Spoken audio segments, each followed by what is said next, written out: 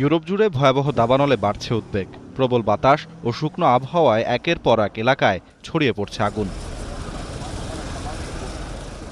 ক্রোয়েশিয়ার পর্যটন শহর ওমিশে শুক্রবার রাতে ১,০০০ হেক্টরের বেশি এলাকা পুড়ে গেছে। আগুনের গ্রাস থেকে বাঁচতে প্রায় ১,০০০ মানুষকে নিরাপদ স্থানে সরিয়ে নেওয়া হয়েছে। আগুন নেভাতে গিয়ে আহত হয়েছেন কয়েকজন। ফ্রান্সের দক্ষিণ পশ্চিমাঞ্চলে দাবানলে প্রায় ১১০০ হেক্টর বনভূমি পুড়ে গেছে। আগুনের ঝুঁকিতে ৫২৫ জন গ্রামবাসীকে সরিয়ে নেওয়া হয়েছে নিরাপদ স্থানে। জার্মানির পশ্চিমাঞ্চলে দাবানল ছড়িয়ে পড়ায় ২,০০০-এর বেশি মানুষকে ঘরবাড়ি ছাড়ার নির্দেশ দেওয়া হয়েছে।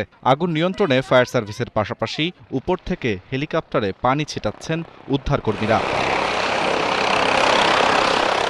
গ্রিসের হালকিদিকি অঞ্চলেও ভয়াবহ আগুনে পর্যটক ও স্থানীয়দের মধ্যে আতঙ্ক ছড়িয়ে পড়েছে। আগুনের আঁচ থেকে বাঁচতে ৩ শতাধিক মানুষ নিরাপদ স্থানে সরে গেছে। আশ্রয়কেন্দ্রে উঠেছেন অনেকে।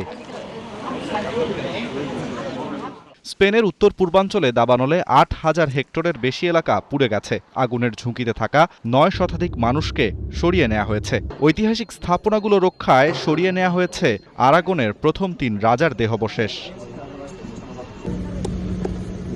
এদিকে ইংল্যান্ড ও ওয়েলসে দাবানলের মাত্রা রেকর্ড পর্যায়ে পৌঁছেছে বলে জানিয়েছে ফায়ার সার্ভিস। স্টোর ব্রিজে আগুনে বেশ কয়েকটি বাড়ি পুড়ে গেছে এবং শত শত মানুষকে সরিয়ে নেওয়া হয়েছে। আরাফাত ইসলাম, ৭১।